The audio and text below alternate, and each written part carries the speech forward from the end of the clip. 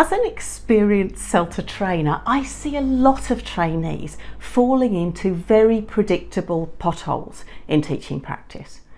Mistakes that are easy to make, but actually also easy to avoid if you can see them in advance. If you want a roadmap to avoid one of the big ones, keep watching. I'm Jo Gakonga from elttraining.com. I've been a CELTA trainer and assessor for over 20 years, and I make videos like this one to help people like you through what can be the fairly intense experience of CELTA. If you like this, I've got a whole series of similar videos about these avoidable mistakes on my site, and don't forget to like and subscribe. I make a new video every week. One of the things that your trainer will definitely talk about is anticipating problems.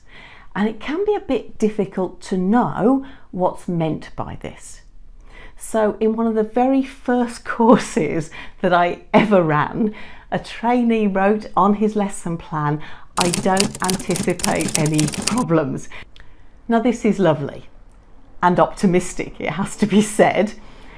But anticipating problems isn't about worrying about whether it'll all be okay or whether you'll teach in a good way. It's about clearly seeing what's inherently difficult for the learners in two areas. So it's about them, it's not about you necessarily. These two areas are the tasks, the things you're going to do in class, and the language that you're teaching them. If you can see the problems that they might have in these areas, then you can think about and plan how to address those in advance, and you won't be left in front of the class with your mouth open and your brain going at 20,000 miles an hour when a learner asks you a difficult question or things don't quite go according to plan. So let's take these two areas in turn. Number one, anticipating problems with tasks. Now, some tasks in class are pretty straightforward and they don't need a huge amount of thought, but others can be trickier. Let's have a look at some examples. Maybe you have a reading task and some questions, so it's pretty obvious if you're a learner what you have to do. But what about if you don't understand all of the language in the questions? You can't answer the questions if you don't understand what they mean. So as a teacher, when you're preparing, have a look through the questions. Think about what language might be problematic and either pre-teach it or add a glossary. Another example, you're going to do a jigsaw reading. And if you're not sure what that is, then I've got a nice video here that will take you through it. This is quite a complicated task with different texts, different groups doing different things, grouping and regrouping. So there's plenty of opportunity there, plenty of potential for confusion. So plan how you're going to give the instructions, about how you can label the groups A, B, C, etc. 1, 2, 3 within those groups to make things run more smoothly. A few more possible examples.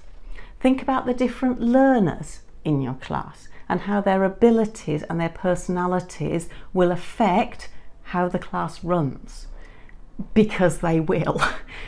So if you do a reading, some people will read faster than others. What can you do about this? If you have a speaking activity, some people will be more confident and they might dominate the conversation. What can you do about this? Maybe the course book listening is quite fast and you think that they'll have trouble understanding. What are you going to do to help them and support them? Seeing these potholes does get easier with experience, obviously, but a useful way to start to see what the problems might be is to try the activities out. Enlist the help of a friend or two if you can, that's ideal, but otherwise do the task yourself. Say the instructions out loud, not just in your head, actually say them out loud. That makes a difference. And think about what your learners are going to have trouble with. Write these down on your plan in the procedure part of course, together with the solutions that you're going to use if these problems come up. Okay, let's move on to our second area, anticipating problems with language. If you're teaching language in your lesson, vocabulary or grammar, then you also need to think about what's difficult about that language so that you can help your learners with the tricky bits. Let's look at some examples again. Let's say you're teaching the word embarrassed to a group of Spanish speakers. What's going to be tricky? Well, it's a false friend. A word that looks very similar, embarazado, I hope I pronounced that correctly, means pregnant in Spanish. So you want to make sure that they don't misunderstand, because it would be easy to do. Maybe you're teaching the past tense and they need to know that a lot of common verbs are irregular. So it's not goed, it's went. Maybe you're teaching the present continuous for future arrangements. I'm seeing him on Sunday. Your learners are quite likely to find it confusing because they already know that the present continuous is used for actions around now. I'm speaking to you now. So anticipating problems with the language you're teaching means knowing about that language so that you can see what might be difficult and you can help your learners not to fall into those holes. I've got two pieces of advice for you on this one. The first is to research the language well. Make sure you know it. You can use the back of your course book for that. There's usually grammar explanations for each unit. You can use a grammar book, or if you like my approach, then I've got a course called Grammar for Language Teachers and another one called Language Analysis Made Easy, and both of those will help you with this. Feel free to check them out. There's links just below.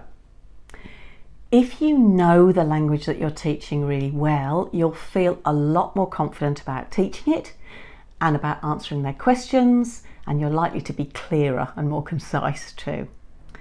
Now, my second piece of advice here is to do the control practice exercises yourself. You'll find these in your course book and they'll likely be multiple choice type of things or gap fill type of things. Make sure that you can answer them yourself. That bit should be very easy. But then more importantly, make sure that you can answer the question, why is that the right answer? So here's a classic. You know the answer is went, but why is it went?